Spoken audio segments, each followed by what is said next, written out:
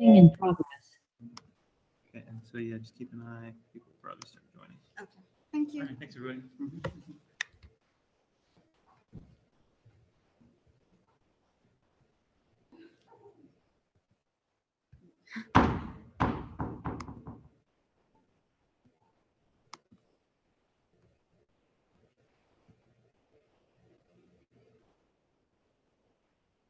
Hey everyone, I'm just going to wait a couple more minutes to see if more people are joining and we can start soon.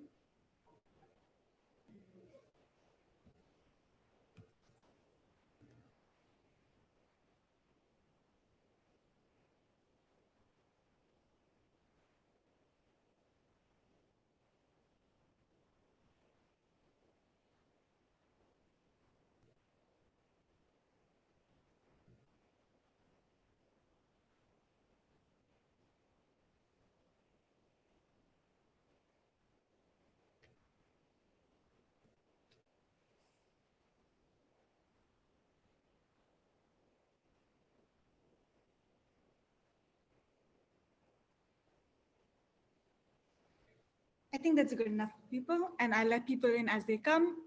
Welcome to NRHC Presentation Day. This is the second session on ethical inequalities and disparities in the artificial intelligence and healthcare. We could do this two ways. We could have each presenter present and then have questions to that one presenter, or have everyone present have questions at the end. Which way would you prefer? I think it is nice to have questions right away on that one. And then maybe at the end we could do a separate overall question session if we have time. Yeah, sounds good. Can I just know who all of you are presenting? Okay. So who wants to go first? Nicholas? I'm happy to. Or okay. Okay. Did you have something to say? Oh no, sorry. It was from earlier. It's fine. It's fine. I apologize. Let's see, I am not a host, so I can't share my screen right now. Check. Can you try now? Yeah, give me one sec. Okay, I can, but I also have to start my slideshow.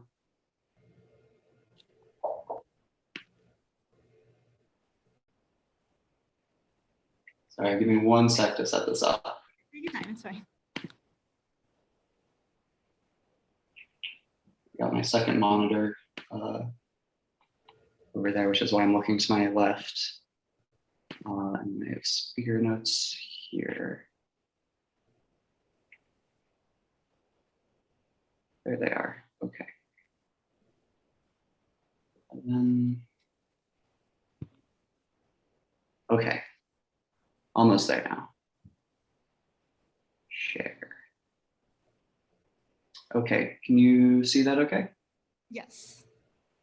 And you're seeing the AI ethics and prospects, not the my speaker notes? No speaker notes. Yep. Okay, good. Ideal. Wonderful. All right, let me start my timer. So yes, my name is Boaz. My pronouns are they and them. This is a presentation on artificial intelligence. So let's get right into it. So first of all, why is this not working now? Oh no. Let me try. There we go. Okay, I'll do it like that. I mean, that seemed to be frozen.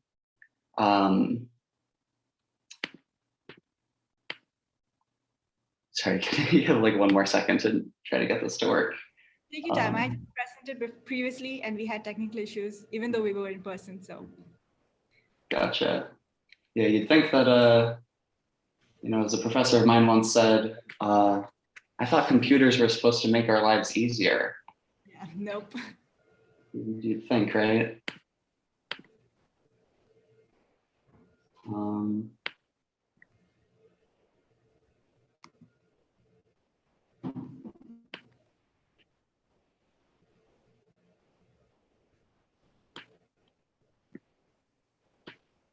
Okay, this should be what I want. Thank you for your patience.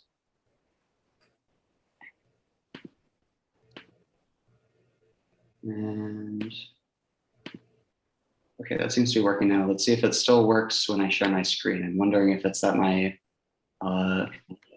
dinky little laptop is just not very strong to support screen sharing and also presentation at the same time, but I hope that's not the case. Okay, seems to be good now, I think. All right, allow me to start again. So my name is Boaz Kaufman, my pronouns are they and them. This is a presentation on artificial intelligence. So first, let's get some definitions out of the way. So artificial intelligence is a broad topic.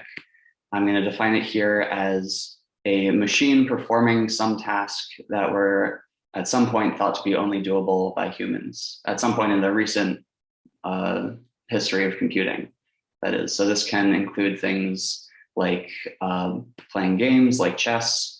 It can include natural language processing, meaning understanding human speech rather than just computer speech, and many other fields.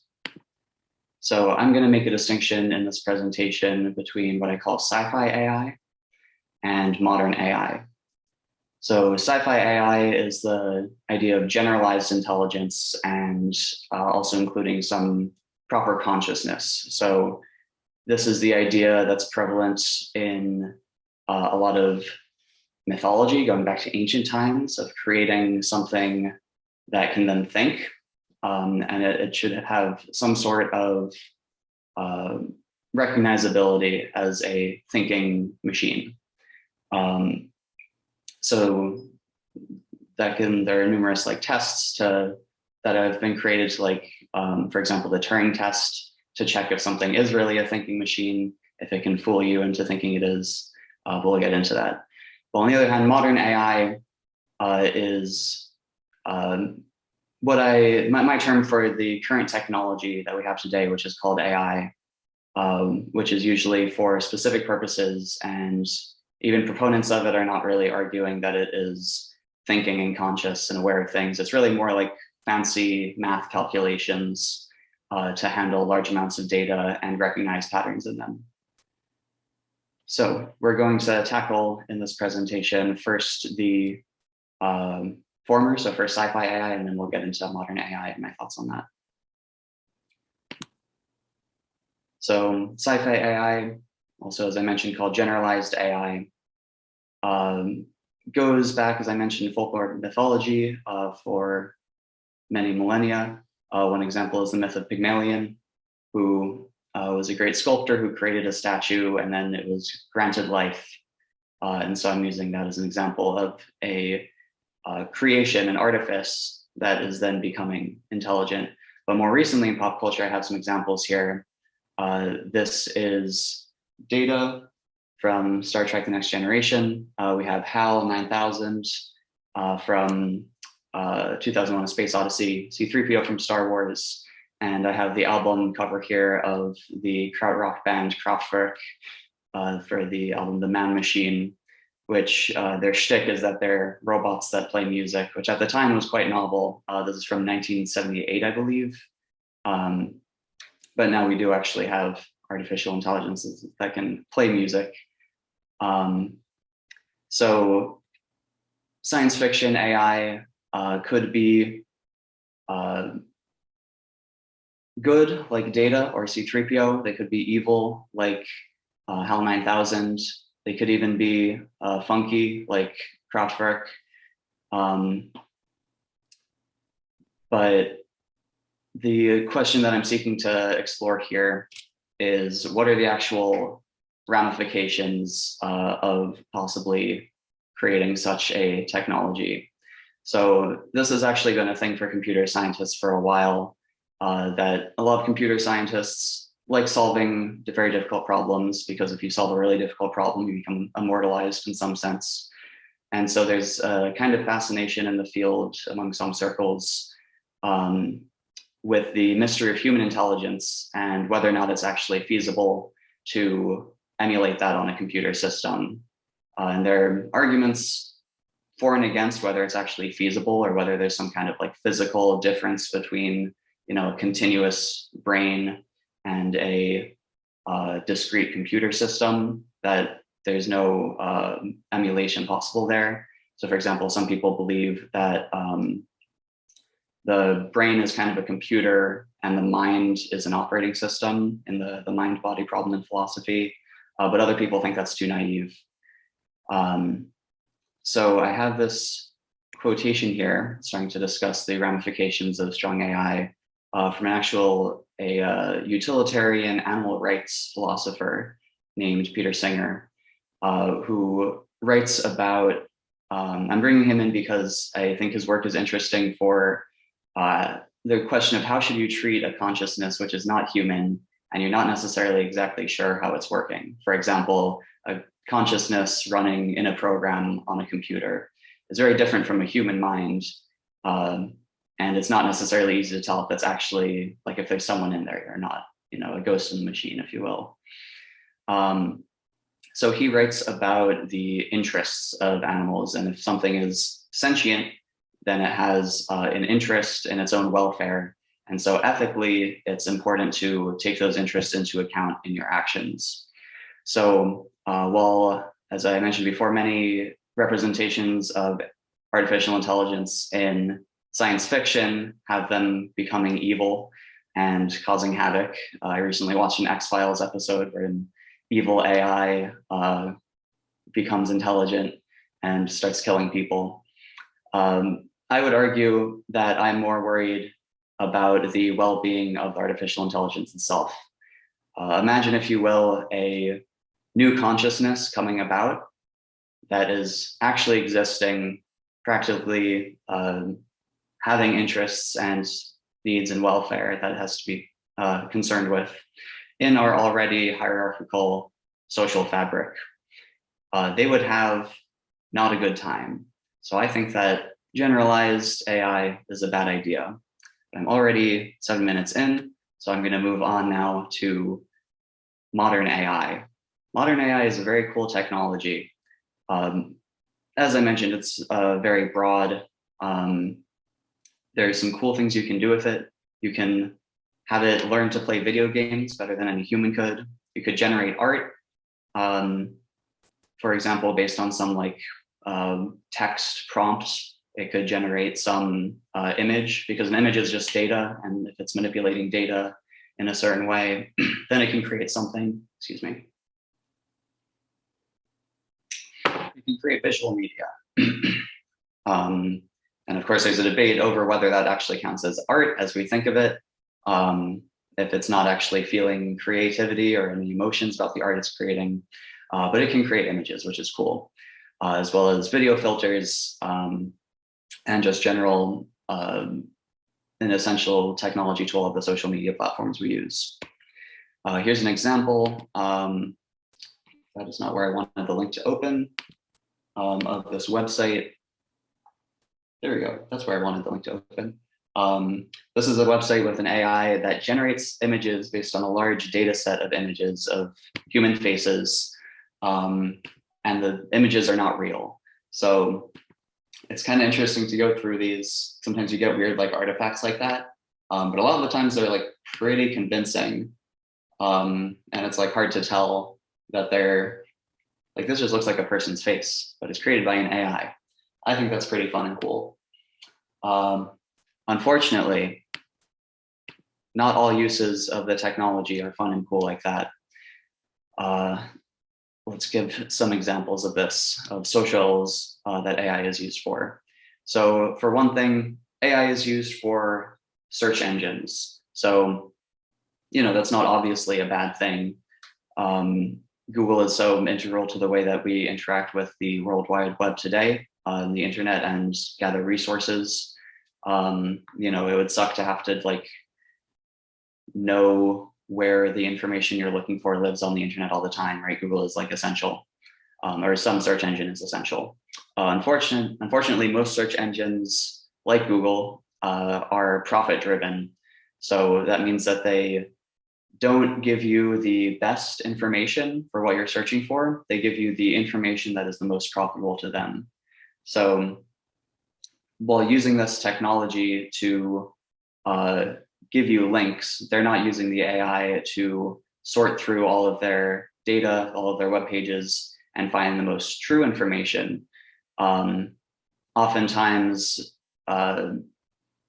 people on the political fringe will have queries given to Google that will return with radicalizing pages. An example of this is in a great book called Algorithms of Oppression by Sophia Noble, of a person who carried out a shooting in a Black church, testified that he had searched for Black on white violence in Google and was got information related to conservative propaganda sites that had paid to be put up higher, that further radicalized him. So my next example is surveillance. AI is used to recognize faces, to profile people. These are bad things, and it's widely used in many places. Finally, AI is used often kind of arcanely in many management decisions, such as accepting people into a university or a job position. And these often, it has turned out, end up being racist. So for example, say you have an AI accepting candidates into a prestigious medical school in the 70s. This is an actual example with St. George University did this. The student body up until this point has been predominantly white men. Because this is the data that the AI is starting from, it was less likely to admit qualified women and non-white candidates. Even if you have a software that is, to explain that further, it's AI is basically recognizing patterns. So if your pattern is already based on human bias, and you're giving it data that is related to those patterns based on human bias, then the AI, even though it's a mathematical model, it's just a program, is also going to give biased results. So even if your software is race and gender blind, it might unintentionally skew towards accepting more white men because of other pieces of data that it's recognizing that are actually related to ways in which non-white people are systemically disadvantaged. So it's very hard to find impartial metrics is the point. So I'm going to finish off here with a couple of principles that I've outlined for ethical artificial intelligence and how industry people should, principles to keep in mind when you're writing artificial intelligence. So the first one I have is to help people. So for example, identifying students who might be falling behind so that they can get the help that they need in a calculus class, for example, is a good idea because a false positive doesn't really do any harm. At worst, you offer someone help who doesn't need it, or maybe miss someone who could have used the help. Flagging people as potential criminals, as I had in my last slide of surveillance AI, that's a bad idea because a false positive could potentially ruin someone's life. Another example is if someone seems to be a liability for a position, for example, if they have historically not kept jobs for very long, well, that might be related to factors that are not personal factors, but are systemic issues. And so it's better to just offer them help rather than outright rejecting them from a position. So my next principle here is to obey humans.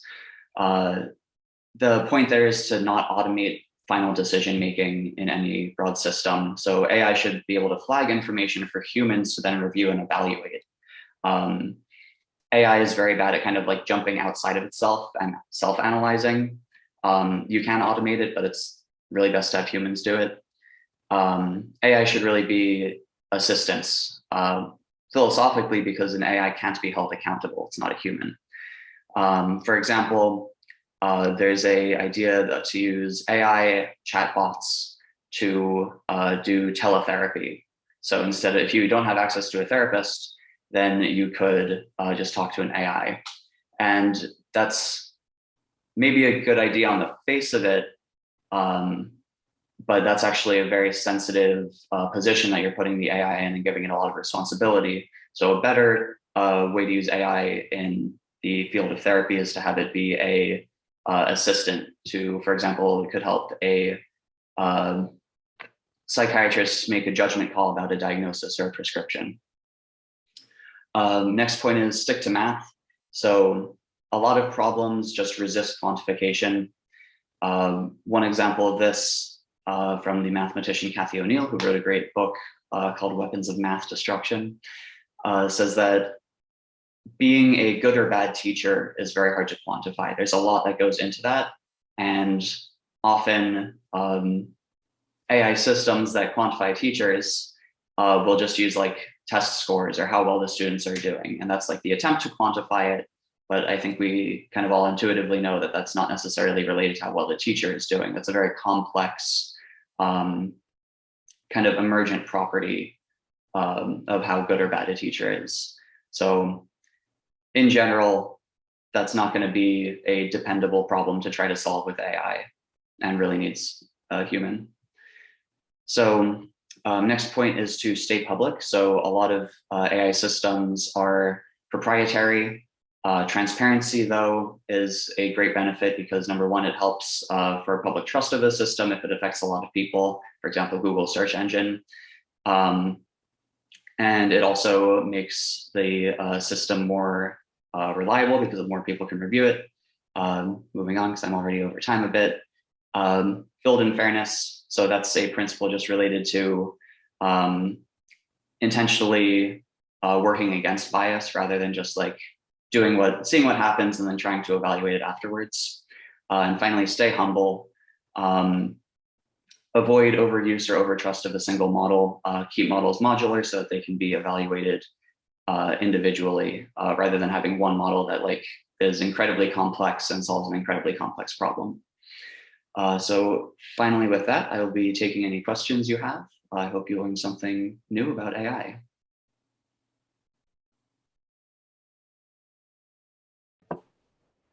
Thank you for the presentation. It was really informative. Anyone has any questions in person? No? Anyone online?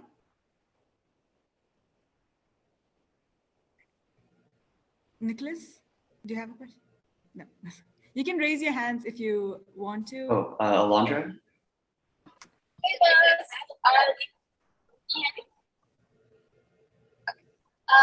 I was wondering, can you speak more about like the bots working together, AI working together with humans? Because I think I feel like that would be like a better choice, right? Is that what you're trying to basically kind of? Your voice is breaking up a little bit. Do you mind entering the question in the chat? Yeah.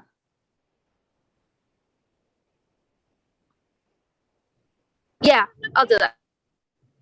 Thank you. Thank you.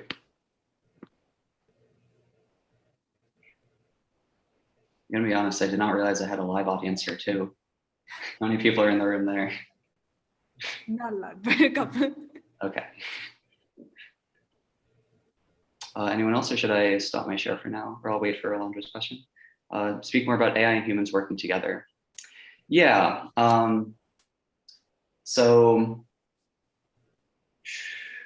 the question, I think AI and humans are really like always working together. Like we're not really at a point where AI can just kind of go off on their own, except in like some very experimental places, I guess. So the question is like, who is the AI working for? So a lot of times AIs and humans work together, but the humans that are working with them are like, it's a proprietary AI and it's like the like management of a corporation that is like choosing to like hire people to write AI or like paying for some AI as a service rather than hiring like human resources people. So I think one of my emphases in my research is that it's important for AIs and humans to work together, but by humans, I mean like the general public. I'm a big believer in general of like open source software, meaning that like code that anybody can go and review and look through and like make sure nothing in there is looking suspicious. Does that answer your question? Or do you mean kind of, I can also talk about like theoretical in terms of like sci-fi AI, because I didn't talk very much about that. I kind of skipped over it at the end of that section. But human society is already very stratified and hierarchical. And so if you have so one of my things in my research is there's a great book by David Graeber called Debt in the First 5,000 Years. He's an anthropologist, and he writes about how he makes a distinction between human economies in which currency is exchanged to remodel the social fabric, for example, for paying for weddings or for paying off a blood feud if you don't want to like have an eternal feud with someone, the family who's you killed a member of, and also commercial economies, which is what we're more familiar with in our day-to-day lives, of just like going to a market and spending commercial economy currency on some good or service. And so he says that when you combine those two, atrocities tend to happen. So when you break down a human economy into a commercial economy, that's when you get things like debt peonage or slavery, where humans are treated as commodities. The weird thing that people don't really seem to think about with artificial intelligence is that if you have a consciousness, like a proper consciousness, like we would think of it, that has emotions and a capacity for suffering, running inside like your desktop PC or your laptop, that's like a very strange metaphysical combination of those two types of economies, right? Because you have something that you could call human or like conscious, if there's not a better word for it, that deserves like care and rights in this hypothetical, but it's also existing in something that like you bought from Best Buy. Like we generally don't accept in our society when like the like human body parts are treated as commodities, and so you can only imagine like the horror of like existing as a consciousness, having some kind of self-awareness, and you're in like an Intel CPU, right? Like, what do you do with that, I guess? I hope that was a satisfying answer. Nicholas, you had a... So my question is, what does the current legislature have to say about accountability and AI? Like, if an AI commits a crime, who's held responsible in those situations? That's a really good question. Not a lot. Well, one reason is, as I mentioned, like AI as like a modern technology is not really all that, what's the word, sophisticated yet. Still, like an AI can't like go out and shoot someone, right? That'd be an incredible, like, I don't want to say it's an incredible feat because that's a horrible thing, obviously, but like you need, think about the things you need to like commit a violent act. I don't know why I'm going here, but you need like robotics, you need image processing, you need some sort of knowledge representation of the world, probably. By robotics, I mean like robotics is the field of like actually making like robots do things, like machines do things. So like Boston Dynamics robots have like, they had that video a while ago of like a robot dancing, and they have like the robot dogs. So that's actually like with motors and making things move. Generally, AI is just like software in a program. It's not moving or doing anything. It's just like being a fancy calculator for data. So the kinds of crimes that it commits are more like human crimes and not necessarily like legal crimes. So our legislature is definitely like pretty far from it. And so pretty far like behind the technology in general, I guess.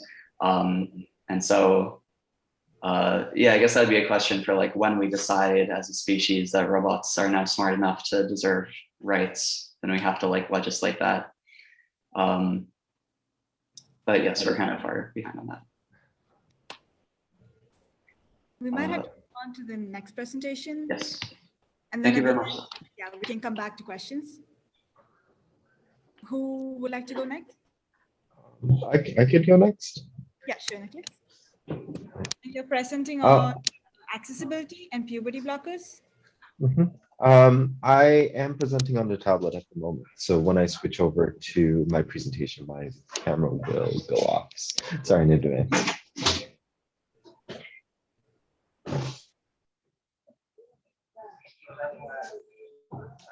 All right.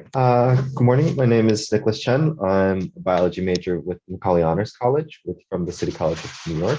My work here regards transgender healthcare, and I hope to contribute to the field in the medical capacity in the future. I'm pleased to present my thesis, puberty blockers, the major problem for minors.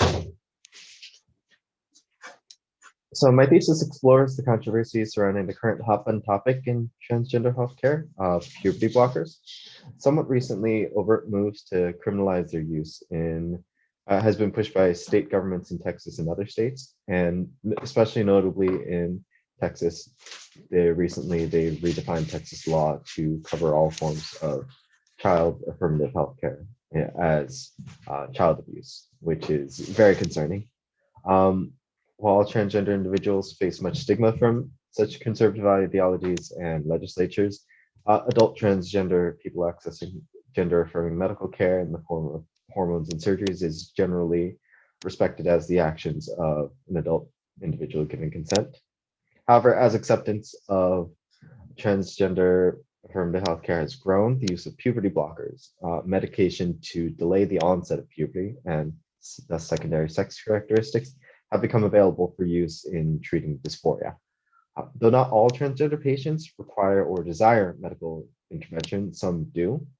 And this sort of medication would enable a transgender child to delay puberty until the time becomes appropriate to take the hormones corresponding to their desired gender, and in doing so, avoid many of the stressful experiences of transitioning after puberty. However, the intrinsic nature of puberty blockers demand that they be administered to minors, and we typically see that as a stage of life as more capricious than adults and less able to make such informed decisions. Today, I'll be going over the main challenges against puberty blockers and their use, and make arguments in favor of their medication. So first off, to go a bit more in depth into puberty blockers, their intended usage is, of course, to prevent the onset of puberty. They're actually given slightly into puberty at what's called tenor stage 2 of puberty. This is around 9 to 12 years old, depending on the child's individual rate of maturation. This allows for certain procedures to be available in the future if desirable, such as vaginoplasty, which is why it's not administered early into childhood. Puberty blockers are highly reversible, as even desisters, patients who begin gender affirming healthcare, but later identify as cisgender, can simply stop taking puberty blockers, and puberty will continue as it would have, if somewhat later in their lives than it would have for someone who had not taken puberty blockers. Once of mature age, the patient can take cross-sex hormones to complete the transition, but this medication does come with some side effects. Taking the medication is known to decrease bone density, and continuing to take cross-sex hormones afterwards will lead to severe reduced infertility. In order to better understand the topic, we first should explore the approaches to gender therapy for minors. The two schools of thought are the gender reparative approach and the gender affirmative approach. The gender reparative approach seeks to reconcile the child with the gender assigned at birth, while the gender affirmative approach assists in helping the child transition to their desired gender. For this reason, many compare or outright label the gender reparative approach as conversion therapy, in nod to the unethical attempts to change sexuality, which have been long decried by activists and are now illegal. While this comparison, I feel, is entirely appropriate and the connections are largely straightforward, today I'm going to interrogate the beliefs of the gender reparative approach, as its arguments are those which form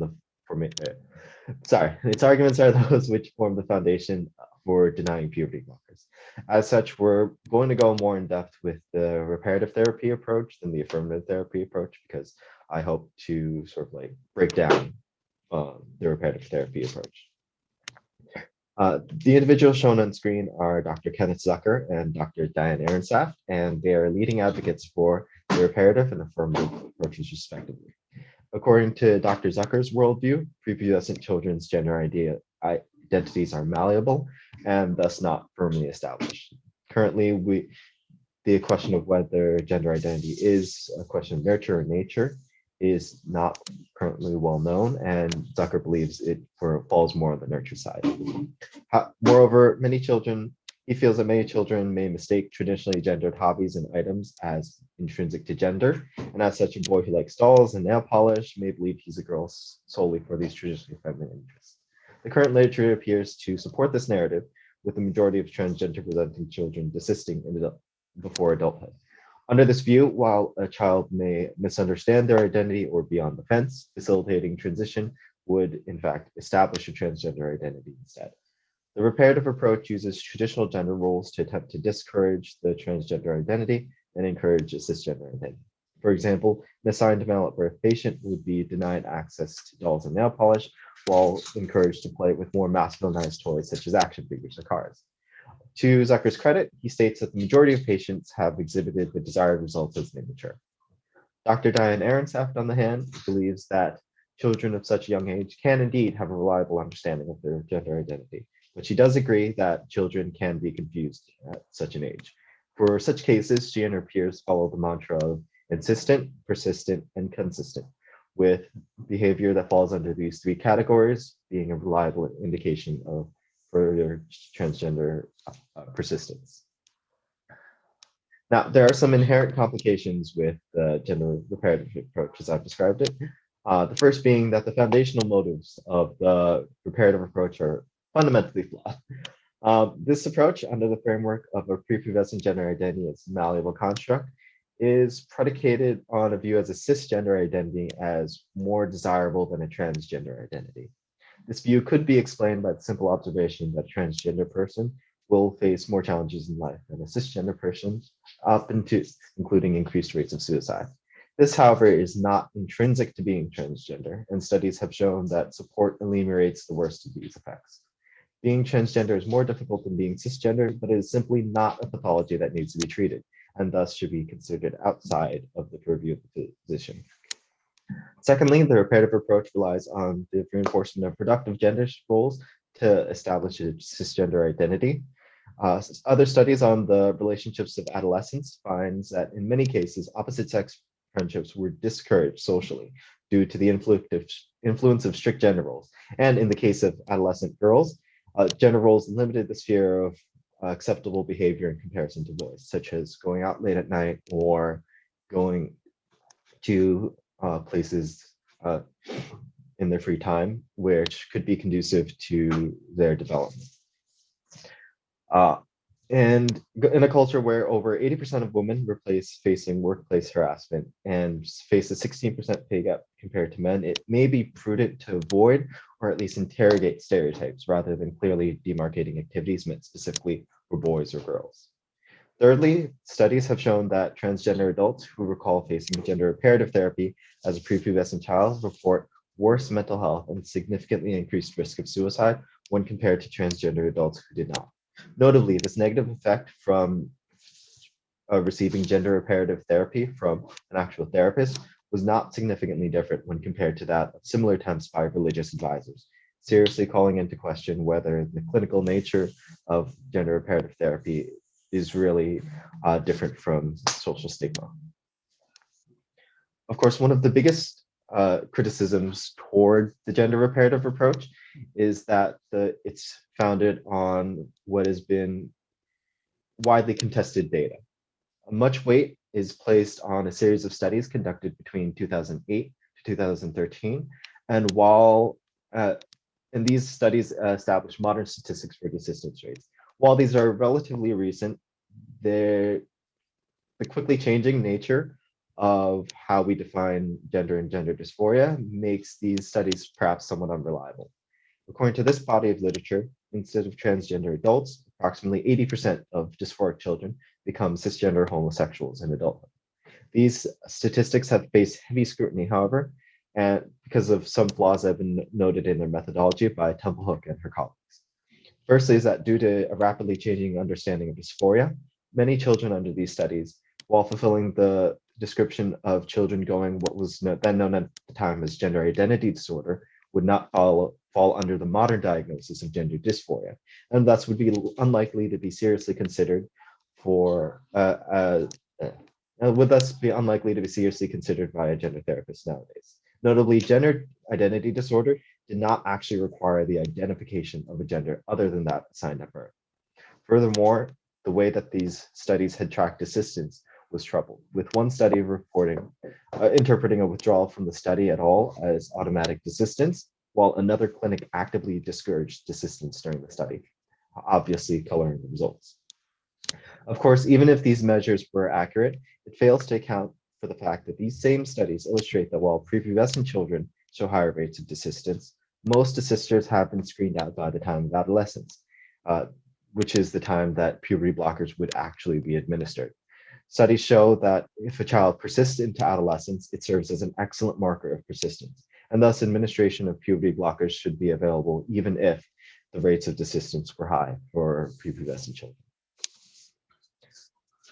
Going over all of the failings of the reparative approach, it would be remiss of me not to discuss the benefits of the affirmative approach, which is notably that transgender adolescents face a highly elevated risk of attempted suicide. Notably, for transgender women, they report a 30% rate of suicide in adolescence. For non-binary individuals, that rate is 42, and for transgender men, the rate is 51. In comparison, the cisgender rates of adolescent attempted suicide, while still very concerning, they are 10% and 18% for cisgender men and women, respectively. Of course, studies have also shown, however, that affirmative therapy reduces these effects by nearly 40%.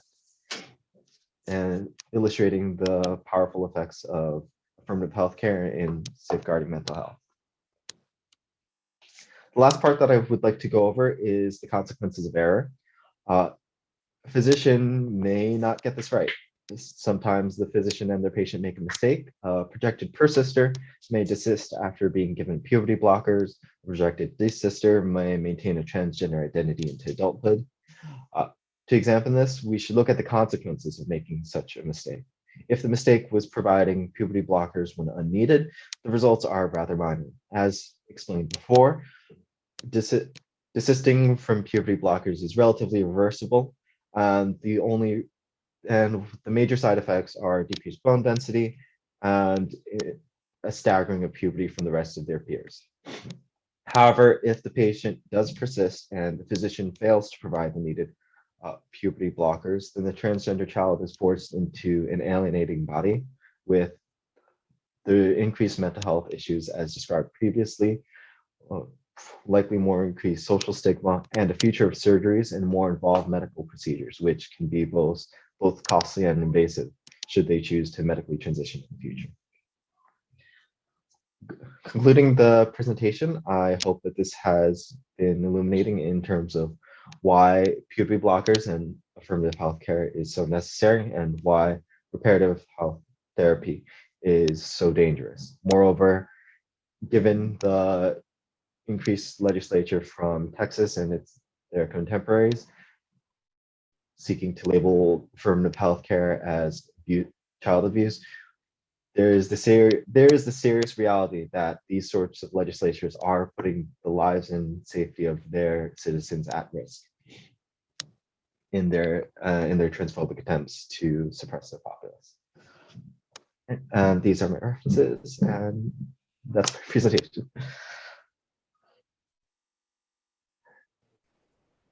Thank you. Anyone wants to ask questions? Can I ask from here? Yes. Nicholas, hello. I'm here physically at the conference. Hello. Did you say that you were a bio? Yes, I'm a biology major. Okay, so I was just curious if sort of your medical background, biology background sort of informs this. You had mentioned the effects of the hormone blockers. And again, that's generally reversible. I think overall you make a very, very strong case for gender affirming care. So I really want to thank you for doing so, because most of the fears I think are based on, frankly, misinformation and a lack of science. So I was just kind of curious if you would just mind talking more about being a biology major interested in this topic. To be honest, being a biology major, I haven't encountered much of this topic in my education. Most of it has been with more granular subjects such as like immunology and stuff.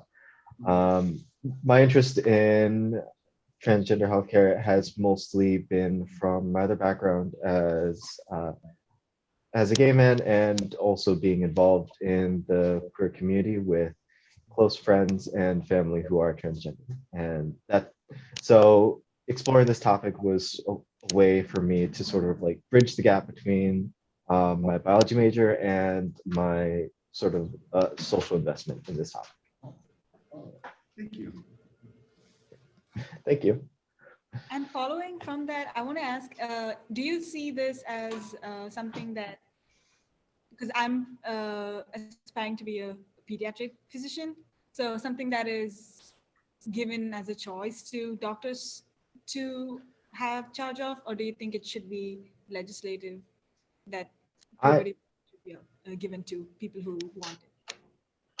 I think that it should be, I feel like it should be within the rights of the physician to offer these procedures, and I feel like currently legislature is generally impeding that sort of thing.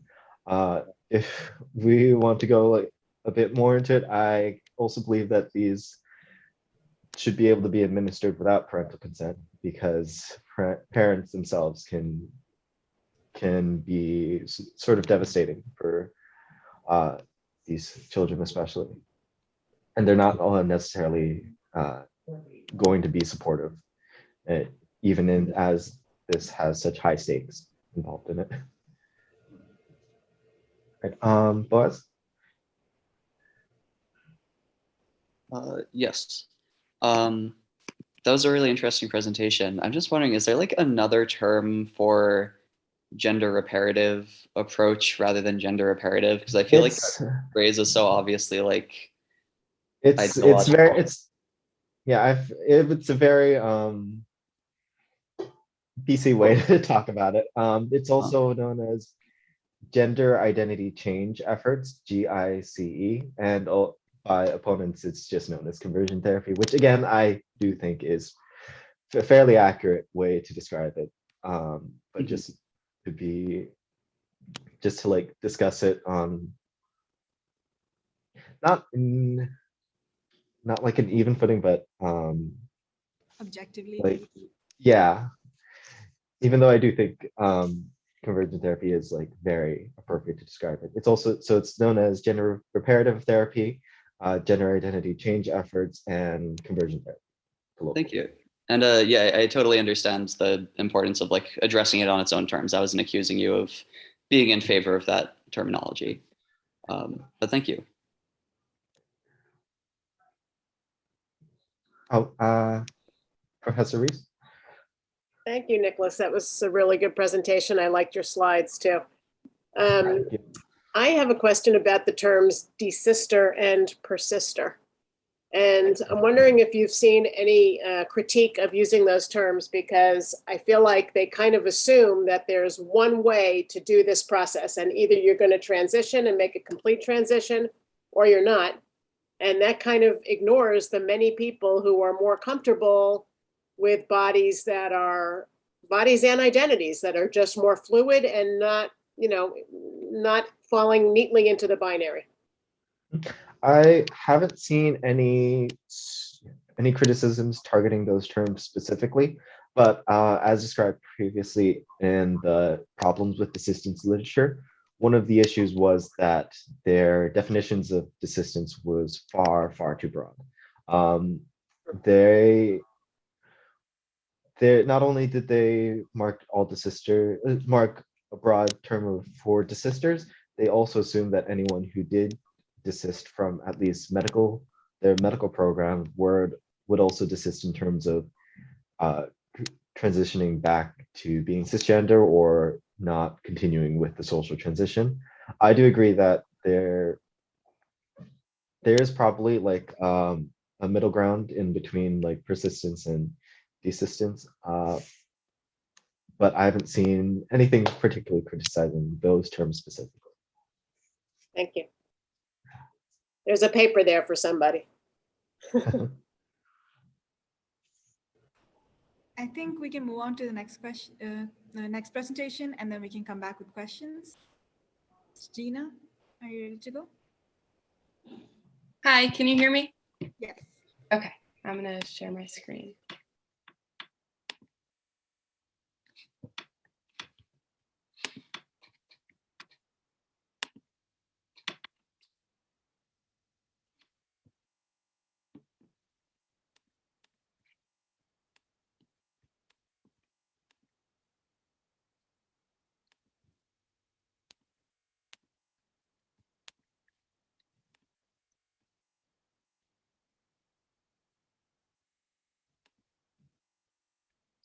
Okay, could you see it?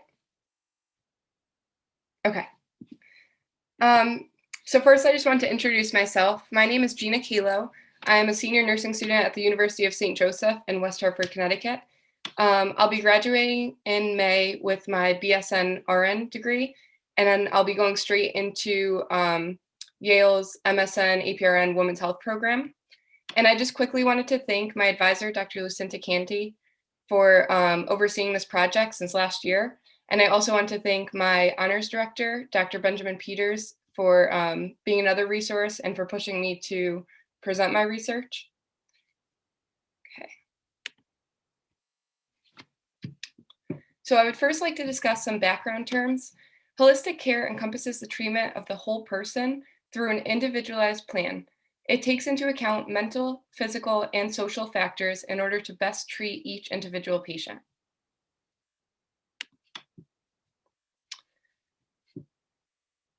Hormonal contraceptives are birth control methods that act on the endocrine system and contain progestin and or estrogen hormones. So examples of these include the pill, patch, vaginal ring, shot, upper arm implant, and intrauterine device. The typical goal of birth control methods are to prevent unwanted pregnancies. However, many women begin them from a young age to reduce menstrual side effects such as heavy periods, painful cramps, and acne. There is also research which suggests that hormonal contraceptives reduce the risk of ovarian and uterine cancers. However, on the other hand, side effects also accompany this regimen. Frequent side effects of these contraceptives include weight gain, headaches, sore breasts, irregular periods, mood changes, anxiety, irritability, depression, decreased libido, acne, and nausea. So quite a few. Hormonal contraceptives can be up to 99% effective if used correctly, but they do not protect against sexually transmitted diseases. So the problem that the study aimed to look at was that women are not receiving adequate holistic follow-up care after being prescribed these hormonal contraceptives. So now I'm going to take you through the order of events of my study. So first, I'll go through the methodology. So I gained Institutional Review Board approval through the University of St. Joseph on October 19th of 2021. I then created a voluntary, anonymous, and electronic questionnaire, which contained 23 required closed-ended and 1 optional open-ended response. The survey was open to the public for 2 weeks between October 19th and November 2nd of last year. Participants were recruited through my personal public social media outlets. Eligibility criteria was explained to all participants and was achieved if participants were biological females between 18 and 25 years old, consented to being included in the study, and had a current or previous use of hormonal contraceptives. The study looked at gathering both quantitative and qualitative data. So first, I'll discuss the quantitative data. I received a total of 67 responses, 65 of which were from eligible participants. So 1 respondent did not consent to being included in the study, and another was not between 18 and 25 years old. The majority of eligible participants were prescribed pills from their gynecologists.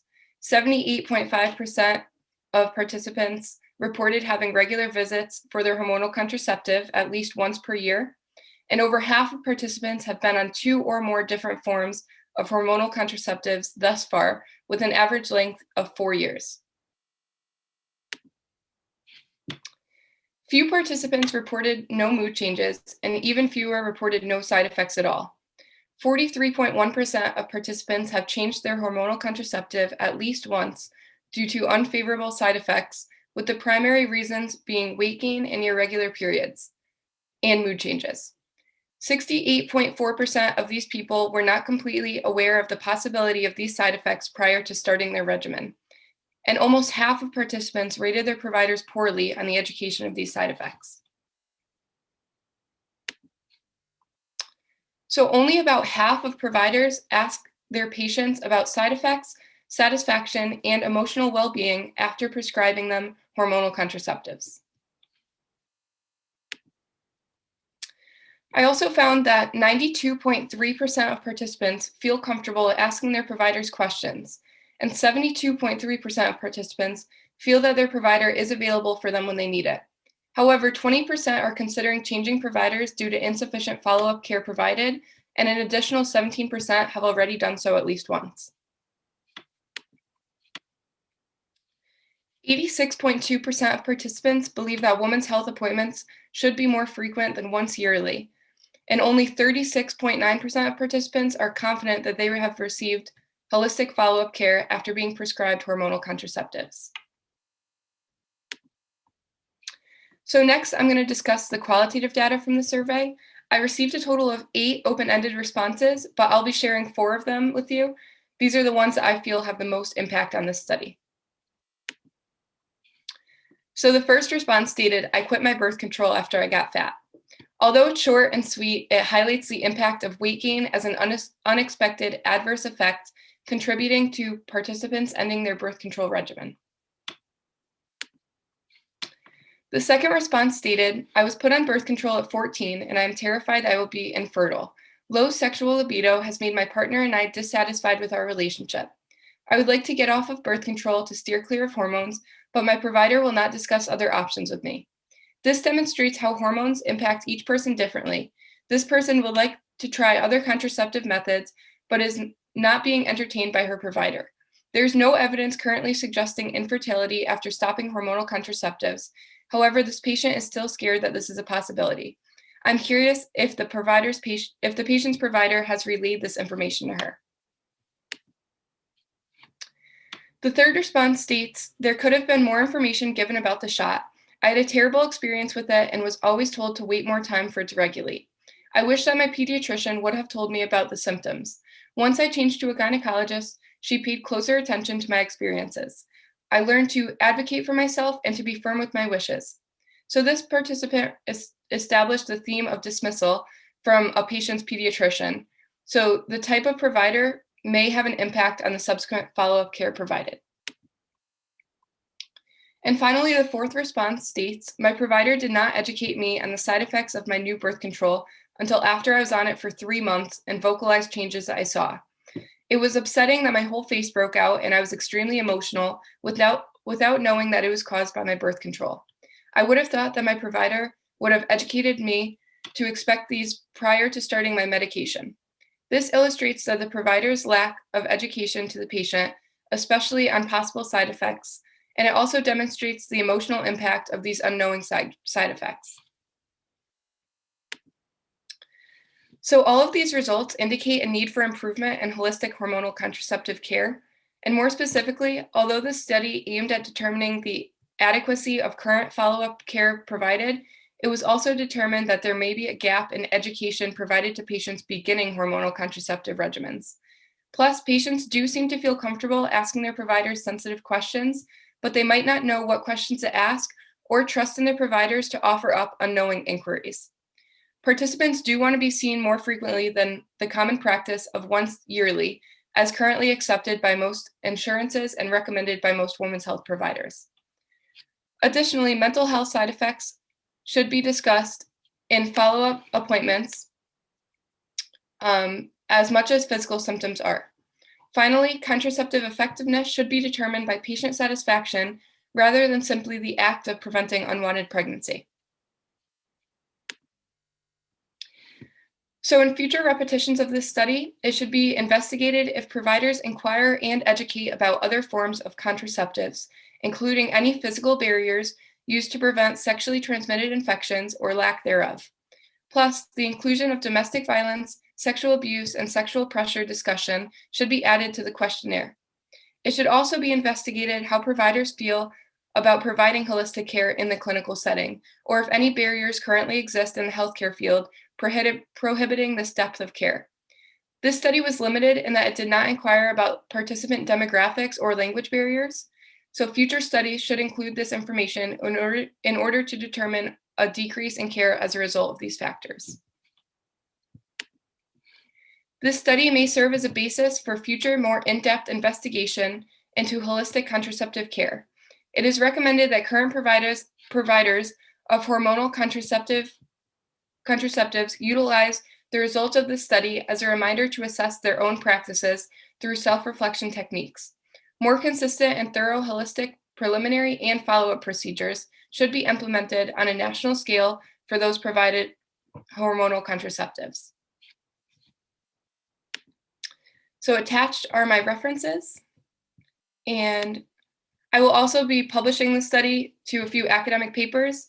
So I've included the scannable QR code here if anyone would like to view it. Thank you for listening to my presentation, and I hope that any woman who has had similar experiences as those discussed here now feel more comfortable seeking true holistic care. Any questions?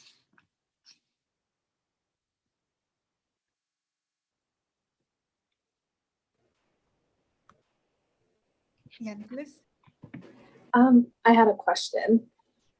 So I really liked your presentation and the topic you covered because like I've experienced that and I've never really thought about like looking at the side effects of birth control in a holistic way. My question was, how do you think doctors can implement this and like, you know, put it into their practice? Would it be like, you know, making like a pamphlet that, you know, includes all this information so patients can like read and make like a conscious choice or like considering all the side effects and everything? Yeah, so that's where I really struggled because it's difficult to implement anything on a national scale. So the best thing that I came up with was just for providers to self-reflect and to assess their own practices and ensure that each patient that they're prescribing hormonal birth control regimens to are fully aware of the side effects and that they consent to beginning it even with those side effects. And then on the other hand, in those follow-up appointments, asking about those side effects, asking if these side effects are worth it for them or if they'd like to try another regimen that might affect them differently. So in my own experience, I didn't know that this was a thing either. So I was like, I was a different person when I was first put on my my first type of hormonal contraceptive. And I'm actually on my 4th different pill right now. So I think there's a lot of girls and women out there that aren't aware of it because their providers don't bring it up.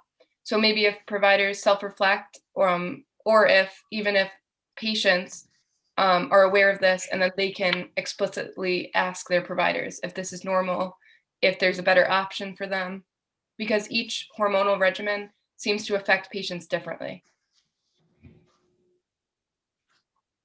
Yeah. Can I ask one more question as a follow-up to that? Yeah, of course. So based on your research, how often do you think like a gynecology visit should be like every 6 months, like 3 months?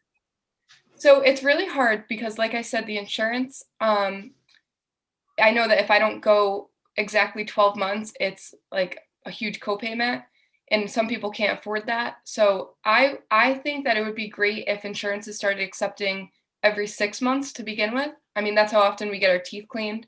So I think that's like reasonable. But that's a deeper issue and that would have to look at the financial cost of it and insurance and everything. Yeah. Go ahead, sorry. Are you talking to me or to Nicholas? Oh, I'm sorry. I see two people have their hands up. Go ahead, Nicholas. Yeah, go ahead, Nicholas. Okay. I was wondering, why do you think that doctors aren't providing this sort of information? Do you think it's ignorance on the doctor's part, or do you think like ignorance of the side effects, or do you think it's that the doctors feel like this isn't worth bringing up for whatever reason? So I don't think it's ignorance as much as it is like burnout, because these providers, so many people are on birth control regimens and they have so many patients each day. And even a few providers I've talked to personally have said they have time limits on how long their appointments can be. So I think they just try to get the patients in and get them out, especially with larger organizations that put those restrictions on them. So I think even if we possibly expanded the amount of time that patients have with their providers, providers might be more likely to go into depth and ask more of these holistic questions. Yeah. I really enjoyed your paper, Gina. I thought it was, I just did the QR code so I could look at it again later. Thank you.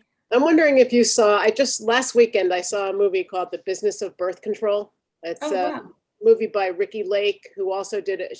She also produced a movie about, called The Business of Being Born. That's very critical of the medicalization of pregnancy and birth. Yeah. And this one is very critical of hormonal birth control. And she profiled a lot of people, a lot of young women who died from Yaz, it was one, and I can't think of the other ones offhand, but they had symptoms that nobody was paying attention to, headaches and things like this, and it had a very horrible outcome. Yeah. Anyway, what she seemed to be promoting was apps that tracked women's cycles so that they would know when the safe time to have sex was to avoid pregnancy. So, which seems, an app for that seems great, but it seems also a little more risky in terms of avoiding pregnancy than this kind of birth control. So I'm wondering if if you found any physicians, encouraging young women to go that route, or if they just don't want them to do that, or what. So I have heard of those apps. There's also apps that track your cycle in order to, if you're trying to conceive.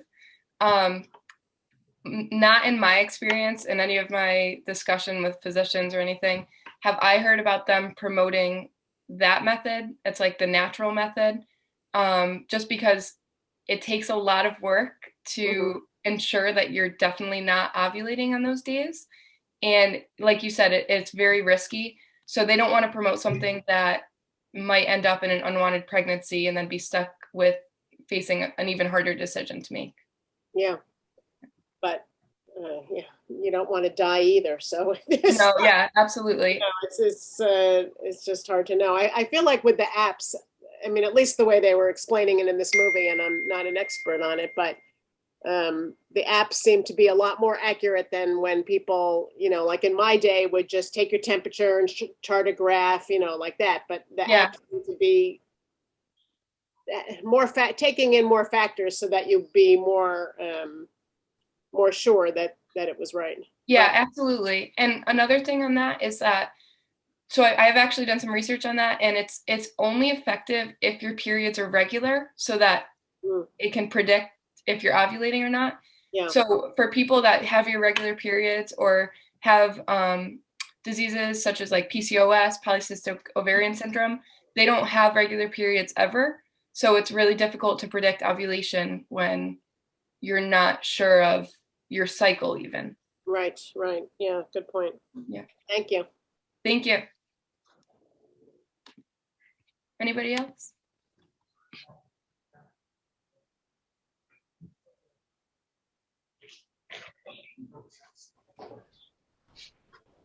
If there are no direct questions, Gina, we can open up questions to anyone regarding any of these topics.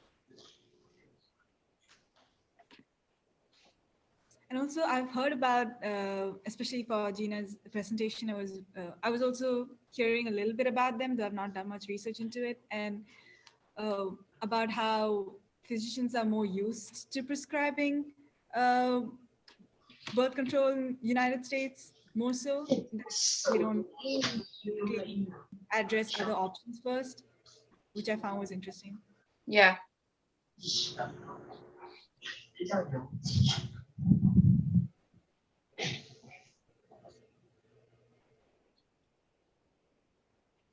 And also to go back on Nicholas's presentation, since that was actually something that I was curious about being trying to go into pediatrics, was you had mentioned that you would give the choice to doctors to prescribe to have control over who gets the puberty blockers or not.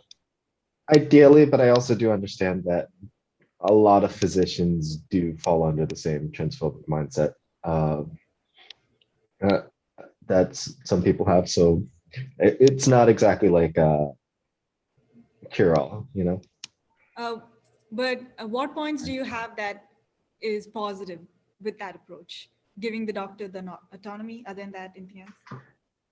Giving the doctor the autonomy would take it mostly the reason why I say that giving the doctor the autonomy over the legislature is that as it currently stands, the legislature about this subject has been largely against this sort of medication and these sort of processes. Legislature has been inhibitory to transition efforts. Okay. So it's more possible. It plays more of an antagonistic role than a facilitatory role, is what I'm trying to say. Legislature. That's the main reason why I said that earlier. Thank you. Anybody else has any questions?